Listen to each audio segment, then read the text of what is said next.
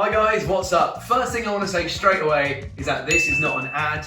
I don't know if you've seen any of my previous reviews, but if you have, you'll know that I'm extremely passionate about new products and technology, and I always aim to give my fair and honest opinion on products. So with that out of the way, I'm here to talk to you today about a product that I've been looking into for quite a while. At the start of this year, I was hanging around with a friend and I noticed they had this little cool gold ring on, and as you do, I was like, oh, that's a nice ring. They were like, oh, cool, thanks. It's an Aura ring. If you don't know what an Aura ring is, it's basically like a little fitness device, sleep tracker type thing. A bit similar to some of the functions you get in an Apple Watch or on your phone, but in a small, sort of manageable ring size on your finger. And I was like, oh my God, that is a game changer. So I started researching Aura with the intention of buying one. And just before I hit pay, I realized it was a subscription model service. And in this world where literally everything is becoming a subscription model, from your TV to your gaming to your mobile phones, even your groceries and your gyms, I just thought I don't need another monthly outlay for something that really should be like a one-time purchase. So then I was sad. I was like, well, that Aura ring is definitely going to be patented up to the nines to stop any competitors coming out and trying to rival it on the market. Boy, was I wrong. There are in fact a couple of alternative options, and the one that I like the look of the most was this one right here in front of me, the RingConn. I can't lie, having the word con anywhere near your brand name has slightly dubious connotations, but having looked into it, I think it's down to ring connectivity, and the sort of brand mission is to connect people back to their fitness goals and health via the ring. As far as I'm aware, RingConn is a fairly new business on the scene. It's the brainchild of a man called Dr. Wang from China. So already, Donald Trump is going to be buying one of these. Frankly, I like my rings made in New York, not China. Buy me, I make the best rings. Let's dig into the rest of the review. So the first thing you do, I believe, when ordering any of these rings is you get sent the sizing kit. I got sent mine a couple of weeks back and I recorded that experience for all of you guys. So let's roll BT. Okay, so here we have the RingConn sizing kit. It took about a week for this to come in the mail. Why don't we open it up and see what's inside? Okay, so we have here what looks to be a little guide which tells you all about your size and your color of the ring, and then neatly arranged in there are all the various different ring sizes. I'm going to try a few on right now and see which one's my preference, and I'm going to send that back to the guys so they can send me my ring. So I don't know which one to start with because I've got some fairly slender little pianist hands. I say pianist. I'm going to start with number 7. And as you can see, too small even for my fingers. Let's try a size 9. Okay, bit better, quite snug, quite tight. In fact, very hard to get off. That must mean by the law of averages that size 10 should be just about right. And there it is, there it is. I can move my hand around, it doesn't come loose. I can slide it on and off quite easily. Let's just try on a few different fingers. Yeah. Seems legit. What if I like proper? This looks like the most weird video I've ever done. Yeah, no, that's fine. I think size 10 is me. Depends which, does it say which ring finger you wear it on? Okay, I don't know which finger you're meant to wear it on. I guess index? Does that look weird? It does look a bit weird. Middle finger? You know what, I have absolutely no idea. As you can tell, I'm not really a jewellery man, although I am wearing a watch. Maybe that finger? Maybe it's that finger, you know. Is this even content? I have no idea. Okay, I think I've hit my first snag here. If you want to wear it on this finger here, that for me is a size 9.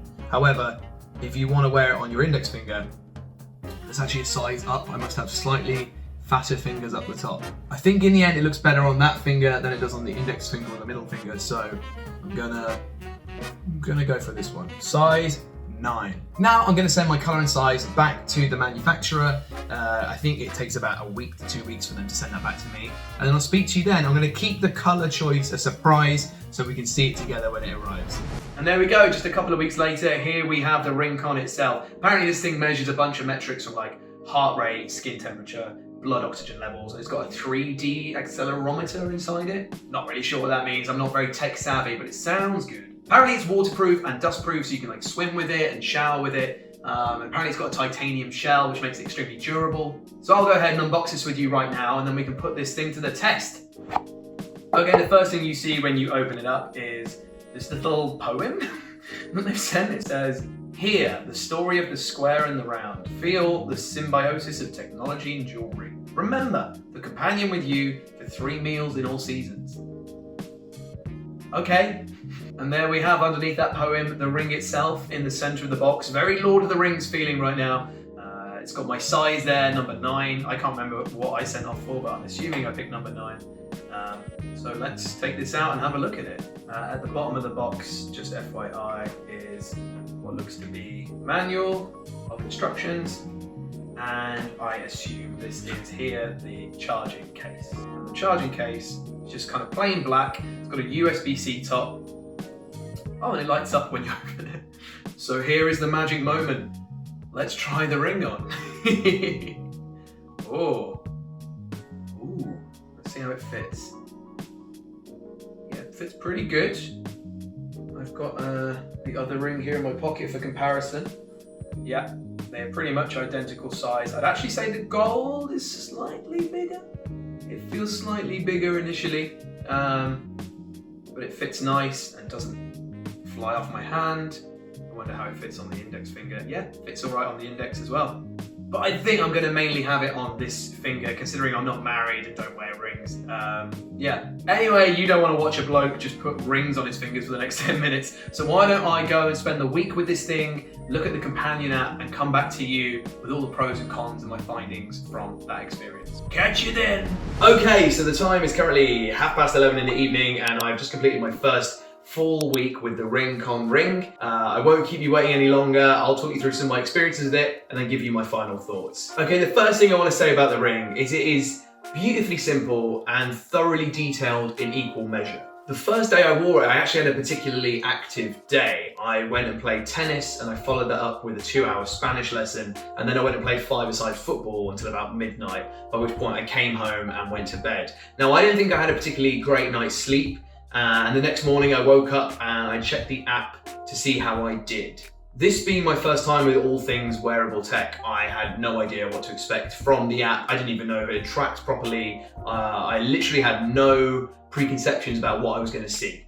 And I don't know how to explain it, but I found the results fascinating.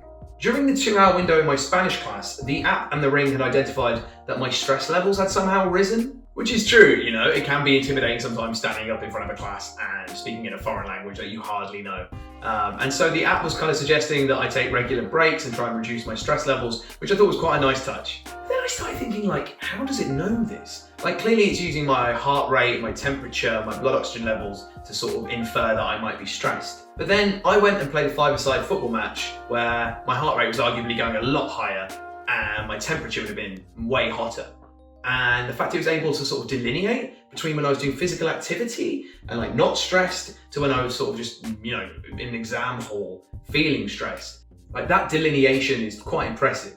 Secondly, I want to say I don't know what the competitors out there offer on their companion apps, but I find the sleep tracking the most addictive thing about this. It's always amazing to just wake up in the morning, have a coffee, and then just check how you slept. And at what sort of time of the night you were lightly sleeping, and when you fell into deep sleep, i.e. the sort of time where your body does the most healing, and when you're in the REM stage. It also tells you your sleeping heart rate and your oxygen saturation levels within your blood, which isn't as useful to me, but I'm sure there are certain people out there who need to keep like a daily record of their heart rate and their sleeping heart rate. And this is a super uninvasive and easy to pick up and use device to track that. It also has this little feature where you can have your daytime naps and things and get them logged into that, but not flexing. I actually haven't had a nap this week. So you can also add notes to how well you slept and how well you napped. And this is something I actually use on a regular basis because I think if I can start to see a pattern on the days where I slept a certain type of way and then felt good and energized the next day, then maybe I can start planning and structuring my evening routines a little bit better. It also has a stepometer. It counts your steps and your activity, which I know, to be fair, a lot of modern phones these days do quite well. However, I've actually taken into running this year a lot more, and I do park runs at the weekends. And it's actually the bane of my life having to take my phone around with me in my pocket, sort of jangling around. So this is way easier to use. I will say, however, it made me thoroughly depressed one day when I looked at my activity and I just basically worked the whole day in the office and then gone home and cooked a meal and then went to bed. And it was showing like my activity was like 20% for the day rather than like the 100% I achieved the day before. I basically hope this doesn't start to give me some sort of complex where I just feel the need to go out and do something physical when probably I should be having like a rest day and just like vegging out on the sofa. I had one piece of constructive feedback for the guys that make the ring for any future models, and that is to maybe think about installing some sort of GPS tracker system I am not a technical guy, I don't know if that's even achievable, but I think how cool that would be for like 2 reasons. One, safety. Let's say you're going out to some sort of crazy event or a foreign country, or you're going on a date and you're a little nervous, then your friends and family can sort of keep tabs on you in a different, more creative way than just having the tracker on your phone. But secondly, for runners, like I would love to be able to run a 5K around a park with this tracking the entire run and then upload that to my Strava account. It'd be so much more easier than using a phone or some sort of modern Apple Watch, anything like that. I think it would just be a game changer. In regards to battery life, it's fantastic, I can't complain. It lasted the whole week, and then I ran it down to about 5% today, and I put it in its little charger case and it charged up completely in about 40-ish minutes. I just love the simplicity of it. Like, it does the basics so well. I can't stress that enough. Sometimes I have devices in my life these days that like take ages to charge or struggle to charge, or when they are charged, they just die really quickly. This does a certain set of functions and it does them well, and it does them using the most minimum amount of power I've ever seen.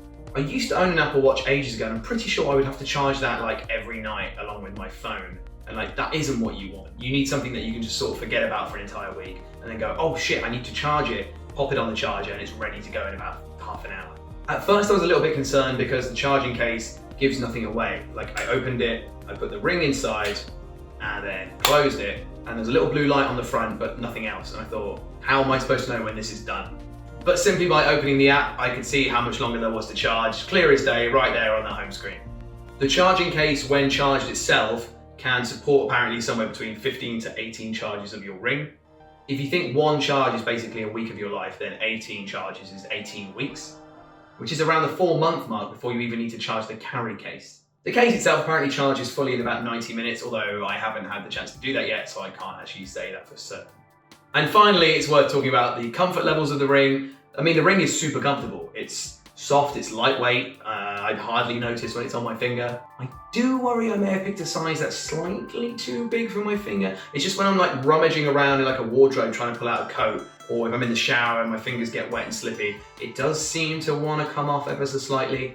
But again, that's just like an occasional nuisance, and that's definitely more of a me problem than a ring problem. I do find it fits perfectly on my index finger. I think I maybe just had a slight issue where my index finger and whatever this finger's called, your forefinger? So yeah, this finger's ever so slightly thinner, and I didn't want to feel like claustrophobic with a really tight ring on there, and then one that just would never fit my index finger. I also don't know if it's because I haven't worn jewelry apart from a watch or like any sort of rings in my life, but I do find myself taking my ring off whenever I go to the bathroom or brush my teeth or like apply moisturizer, that kind of thing. I just feel like I don't want to get toothpaste or creams or germs for that matter on the ring when it's so involved in my daily life.